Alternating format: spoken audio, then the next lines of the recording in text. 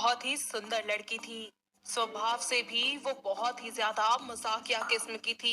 उसको हर चीज पर डबल मीनिंग बात करने की आदत थी। ऐसे ही एक दिन सलोनी अपने बॉयफ्रेंड आयुष से फोन पर बात कर रही होती है और तभी आयुष उससे कहता है। यार कब तक ऐसे छुप छुप कर मिलेंगे और बातें करेंगे हम। अच्छा तो क्या करें फिर? हाँ यार, अब रहा नहीं जाता तुम्हारे बिना। अच्छा वो सब छोड़ो ना, चलो आज कुछ तूफानी तूफानी बातें करते हैं। तूफानी? बोलो बोलो, जल्दी बोलो। ये सुनते ही तुम्हारे खड़े हो गए होंगे ना? क्या? अरे कान बाबा, अभी तक तो सुन नहीं रहा था जब मैं इतना कुछ बोल रही थी। बोलो बोलो। तुम्हें क्या लगा था वैसे? पर मुझे लगा कि खैर जाने दो। तुम भी चुपचाप सो जाओ।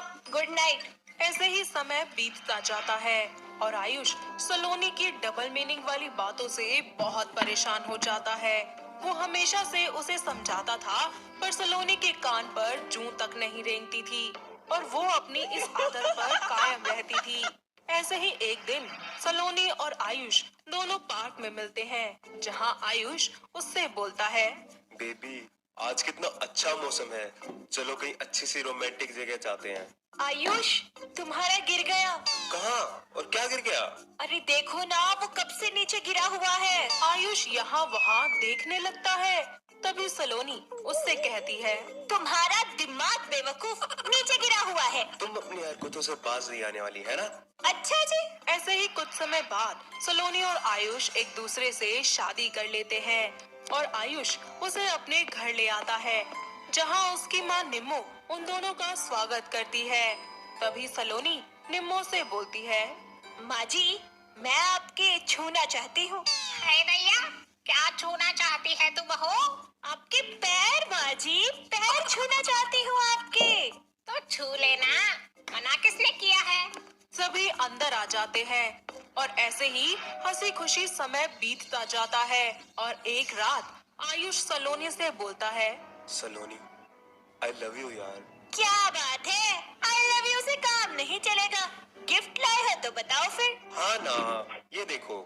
वाह, ये कितना सुंदर है। I love you too Ayush. I love you too से काम नहीं चलेगा। अच्छा जी। वाओ, कितने सॉफ्ट हैं। क्या सॉफ्ट है? अरे तुम्हारी कमर। तुम्हें क्या लगा? कुछ भी तो नहीं। अरे अरे बोलो ना। देखो गुदगुदी मत करो, वरना मेरा यही हो जाएगा। क्या? मूड खराब। और क्या? अरे बेबी, ऐसे कैसे मूड खराब होने दूंगा? दोनों एक दूसरे को गले लगा लेते हैं और एक दूसरे के प्यार में खो जाते हैं।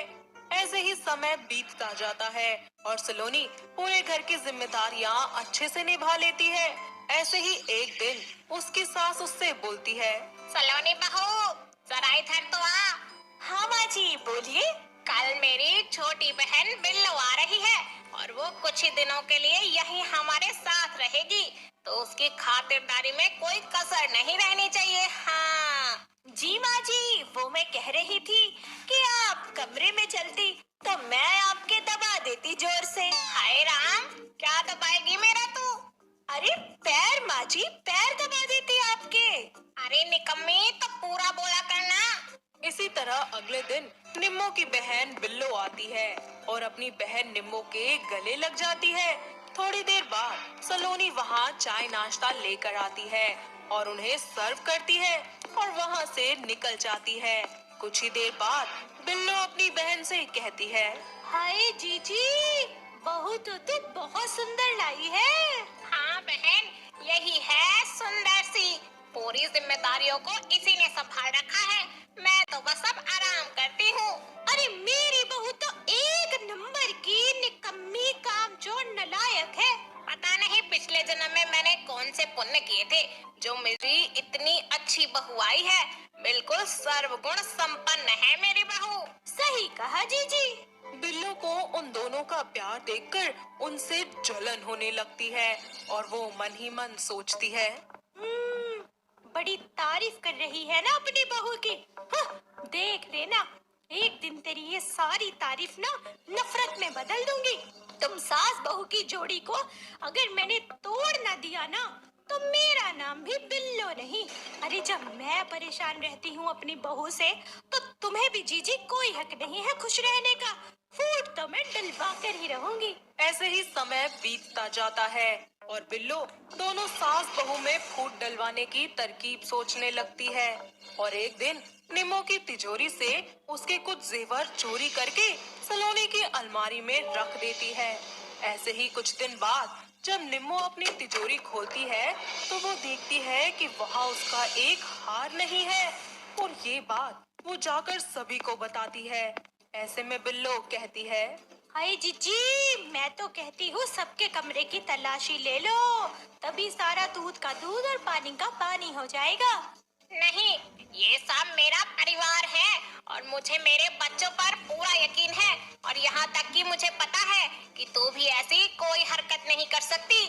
शायद मुझसे ही कोई गलती हुई होगी, मैं दोबारा देख लूंगी। पर माँ जी, वो हार तो आपको बहुत पसंद है, आखिर आपकी मम्मी की निशानी है वो। हाँ बहू, कोई बात नहीं, शायद मैंने ही कहीं इधर उधर रख दिया होगा। माँ जी, अच्छे से याद कीजिए, आपने कहाँ रखा था? ओहो हो, बड़ी सहानुभूति दिखा रही है।